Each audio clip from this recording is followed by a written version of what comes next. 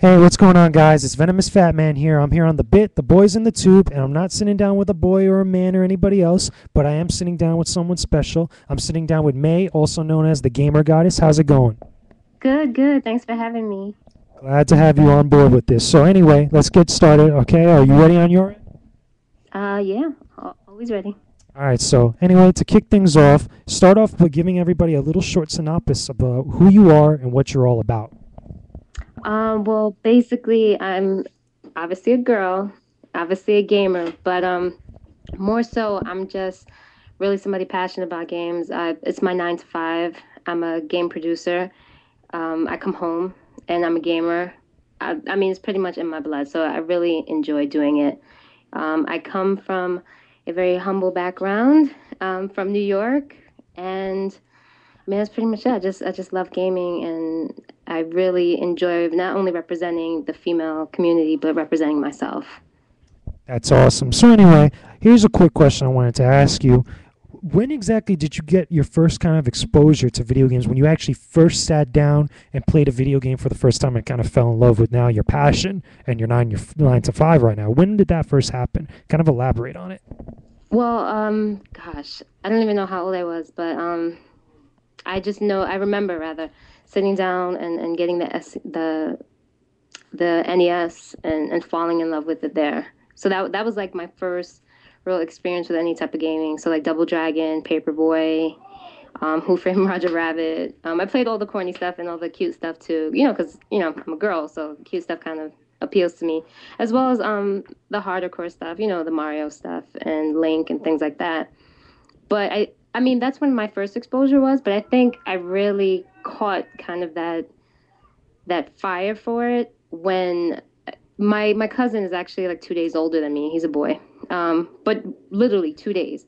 So for his birthday, because we usually celebrate together, for his birthday, he had gotten the SNES, and I didn't get one from my parents, and I was so heated. I was That's mean.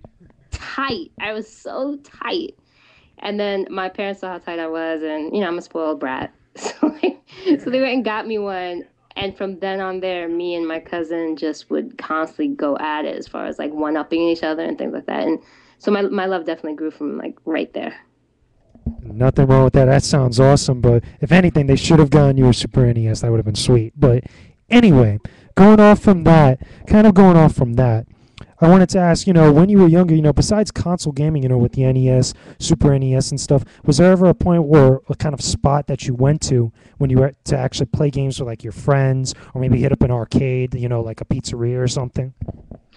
Well, I mean, in New York, there used to be a lot of arcades. It's really a dead thing now. That kind of stuff. Chinatown Fair just closed recently. Yep.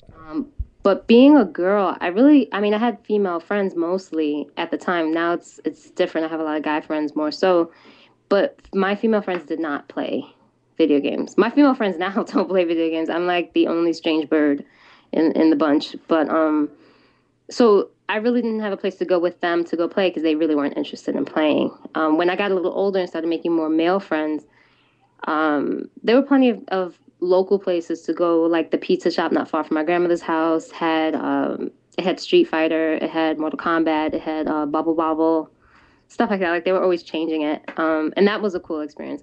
I never got to fully experience a real hardcore arcade until I got a little older. And I think my first experience was probably in high school, and I was actually playing Yu-Gi-Oh at the time, and I had the deck, and I still have that deck. I don't Really? retired.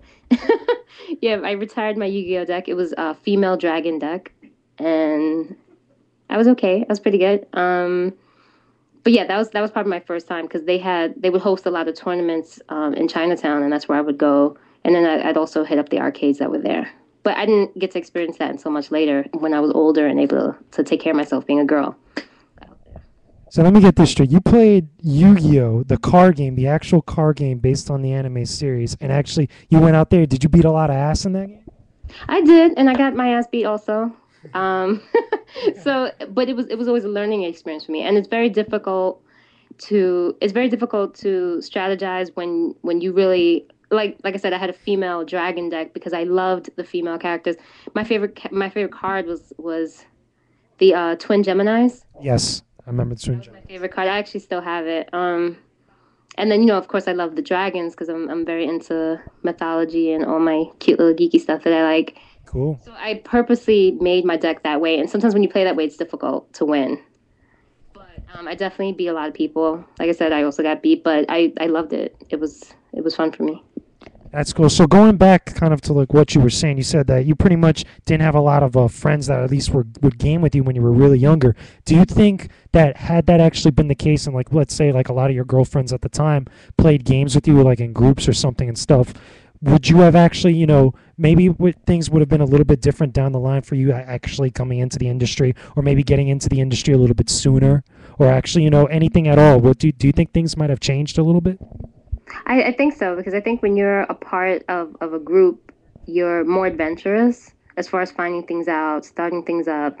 Um, when you're by yourself, it takes longer to figure things out. Like I didn't even know you could be a game producer. I didn't even know that was a job. I knew the games were getting made, but it really just didn't occur to me until I was about to enter into college that you really can make a career out of this. Um, so I think if I was more involved with a group or with a bunch of people that were more into the industry and knew more about it, then yeah, I would have entered into it much sooner. As far as changing timing wise, yes, but changing my experience, I don't know if it would have changed my experience because I think, I mean, the gaming industry is what it is. So me being a female, my I think my experiences are different from what a guy might experience. So yeah, going off from that and kind of moving on now, I wanted to ask, pretty much, I wanted to, because you said that you're a game producer, and I wanted to know, and I'm pretty sure a lot of the people out there want to know also, besides, what you do as a game producer, was there ever a point that, besides being a producer or even just being a player, did you actually ever want to actually make the games, from much more artsy standpoint? Yeah, I actually really, really did. And although I don't, me being a game producer where I am right now, I do actually a lot of game design. So not the physical drawing of the characters or of the levels or things like that, but conceptually, I'm there from start to finish, and all approvals go by me. So I decide what everything looks like, as well as producing and just being the project manager from beginning to end. So in a way, I get to touch it. I get to touch the art styles and things through that avenue. But I'm an artist and I'm a graphic artist. So I do a lot of just concept art and things on my own. So I actually have an idea for a game I've been working on for a long time. Cool. But I don't know if I'll get that out to where it needs to be at. But maybe. You never know, but out of that whole thing, like what you said, which do you think is probably the hardest of the actual process of creating a game? Is it more the conceptualization, or is it much more the actual like making it and drawing it and actually or programming it? Out of your opinion, from what you've experienced so far? I mean, they all have their difficulties. Definitely programming is a pain. I definitely know programming is a pain, but honestly being creative is difficult. I mean, because there's so many creative people in the world and so many ideas that have already been developed and made. It's hard to be very original. So I make, gosh, there's smaller games, so I make more throughout the year than as opposed to like one over like 2 or 3 years. So I usually do about 5 or 6 a year, and I have a love behind all the games that I create. So I want them all to be individual, special, and of course I want them to do well, because that's how I generate money for the site. Um, but that I think in itself is the hardest part. Just trying to bring fresh ideas to the table and have people excited about your ideas every time. You never want to go into a meeting or into a presentation and say, "Well, this is my idea," and then hear crickets. Kind of sucks. Yeah. So one more, one more question before we go into the next video. I wanted to ask: do you think probably it's better to actually do like what you're doing now, and like what you said, make multiple games throughout the year, and actually get a bunch of little games that you've done, or to stick with the one game that you do over the next 2 or maybe 3 years and stuff like that? Which one do you feel would probably, wasn't rank in much more of like the much more of that passion and that love for that particular game or those games? I mean, I have one game that's actually in development that's going to be in development for a while, because of the size of the game. We haven't done anything that size before, but we're venturing that way now. But I honestly would say I prefer a longer investment, only because you can take more time. Um, with these shorter games, the scale is usually only a few months. So although you have a few months to work it out, you're still kind of pressed for time. And I understand things with larger games, you do get pressed for time eventually. But I feel like when you have a longer time to work with, you can definitely invest more time in thinking about it, more time in concepting, and more time in developing strong characters or strong plot. You can make changes more so as opposed to with like a smaller game. So I would definitely say more passion and more drive can go into something into a longer game. Now, one more quick one since we still got a little bit of time left before the next video. I wanted to ask also, do you think, at least now in this day and age, with the way the game industry is now, do you think that there is a lack of or an overabundance of passion in a lot of the games that we're all playing and buying right now from retails or online and stuff? I don't think there's ever going to be a lack of passion. So I don't think there's a lack of passion now. But I think the gaming industry suffers from the Me Too syndrome, which is if I create an original IP, an original game, an original concept, let's say Guitar Hero. Perfect example. I create a guitar game or music game, and then all of a sudden there's five different versions of it with different titles. That kind of that Me Too syndrome. Or I create a unique shooter, and then all of a sudden there's 12 more on the market in the next few months. I feel like there's that.